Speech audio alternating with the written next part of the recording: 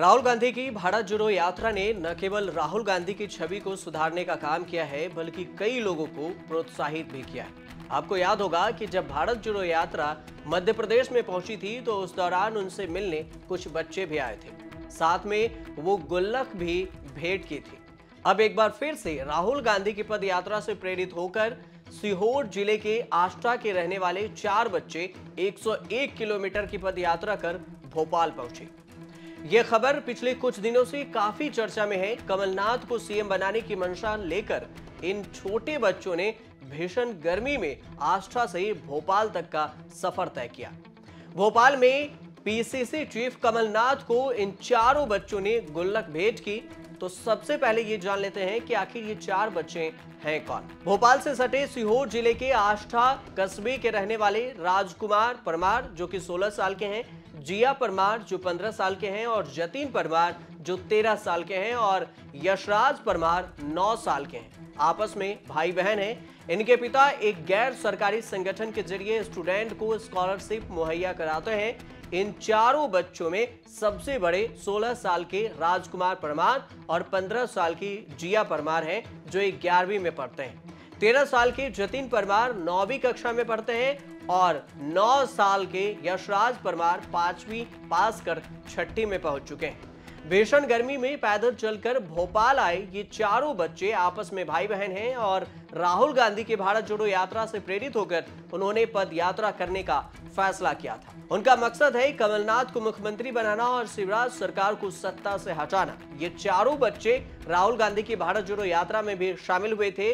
उन्होंने 5 राज्यों में 42 दिनों तक पद यात्रा की थी। उन्होंने बताया कि भारत जोड़ो यात्रा के दौरान उन्होंने लोगों की परेशानियों को भी देखा, तभी उन्होंने फैसला किया कि वे अपने दम पर पद यात्रा करेंगे।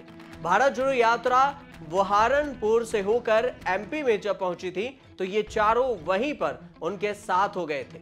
यात्रा के दूसरे दिन उनकी मुलाकात राहुल गांधी से हुई थी और उन्होंने राहुल गांधी को भी अपनी गुल्लक भेंट की थी। तब से ही वे टीम गुल्लक टीम के नाम से मशहूर हो गई। पूर्व प्रधानमंत्री राजीव गांधी की पुण्यतिथि के दिन 21 मई को उन्होंने आष्टा से अपनी पदयात्रा शुरू की।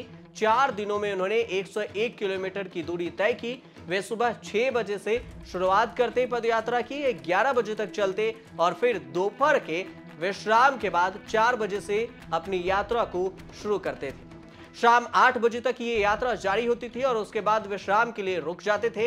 इस दौरान वे स्थानीय लोगों से मिलकर उनकी समस्याओं के बारे में जानकारी लेते थे और फिर उसके बाद अगले दिन यात्रा की शुरुआत करते थे। इन चारों भाई बहनों का कहना है कि कांग्रेस की सरकार बनाने के लिए लोगों को जागरूक करेंगे। जब राहुल की यात्रा खत्म हुई तो उसके बाद हमारे एग्जाम आ गए थे और हमने मार्च में परीक्षा दी, जिसके बाद अप्रैल के महीने में हमारे परिवार में एक शादी आ गई जिसकी वजह से वो यात्रा नहीं कर सके।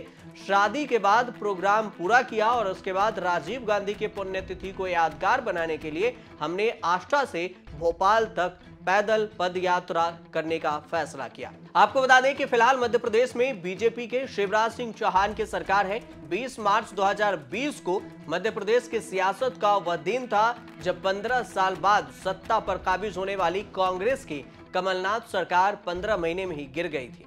ज्योतिरादित्य सिंधिया और उनके साथ 22 कांग्रेसी विधायकों के इस्तीफे के बाद अल्पमत में आई सरकार के मुखिया कमलनाथ ने 20 मार्च 2020 को मुख्यमंत्री पद से इस्तीफा दे दिया था।